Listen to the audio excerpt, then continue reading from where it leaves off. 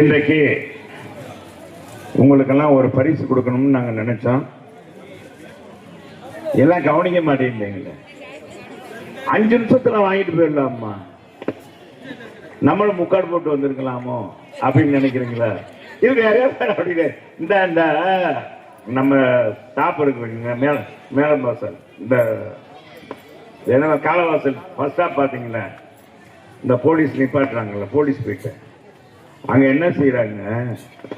பல தடவை நான் பார்த்துட்டேன். பையன் இந்த சேட்டக்கார பசங்க இருக்காங்க, அவங்க மீசையெல்லாம் எடுத்துட்டு பவுடரை போட்டுட்டு நம்ம பையன் திருநங்கைக்கு தான் கொடுக்கணும் காசு கேட்பாங்க. இவங்க திருநங்கை மாதிரி வந்து காசு கேட்கிறாங்க. அது மாதிரி என்னடா முஸ்லீம் மட்டும் முன்னால கூப்பிட்டு இருக்காங்க அப்படின்னு. அப்படியெல்லாம் இல்லை, நீங்க அப்படி நினைக்க மாட்டீங்க தாய்மார்கள். அதனாலதான் இந்த கட்சி 54 வருஷமா கட்டி காக்குறீங்க. உங்க நம்பி தானே இந்த இயக்கமே இருக்கு. 31 ஆண்டு காலம் இந்த ஆட்சியில அதிமுக இருந்திருக்குன்னா பெண்களுடைய வாக்குகள் அதிகமாக விழுந்ததுனால்தான் இங்கே அதிமுக வந்து நான் இந்த தடவை 3 தடவை நான் இந்த தொகுதியில ஜெயிச்சிருக்கேன்னா அதுக்கு நீங்க தான் அதிகமா ஓட்டு போட்டது. பாதி பேர் ஓட்டு போடல போல, கையை தட்டலை. பாதி பேர் ஓட்டு போடல. ஆமா, பாதி பேர் ஓட்டு போட வரமாட்டேங்க. முதல்ல இந்த திருமலை காலனி ஓட்டு போட வாங்குங்கம்மா. வரவே மாட்டேங்க.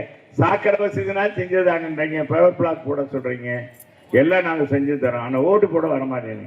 யாருக்குனாலும் நீங்க ஓட்டு போட வரணும்ல, ஓட்டு போடணும்ல. போடணுமா என்ன? ஏமா ஓட்டு போடணுமா? என்னவா போடணுமா போட வேணாமா? நம்ம உரிமையை 5 வருஷத்துக்கு ஒரு தடவை. இப்படித்தான் நம்மளை ஏமாத்திட்டு போயிட்டார் ஸ்டாலின். நீ பாருங்க, 5 வருஷமா ஒரு கட்சியை எப்படி உடைக்கலாம், ஒரு கட்சியை அவங்க குடும்பம் மட்டும் எப்படி ஆட்சியில் இருக்கலாம், இன்னைக்கு எவ்வளவுமா எது எதுல கொள்ளையடிக்கலாம், எது எதுல ஊழல் பண்ணலாம், மக்களை எல்லாம் எப்படி ஏமாற்றலாம். இப்ப ஏமாற்றுறதுக்காக தேர்தல் வாக்குறுதி நடந்துட்டு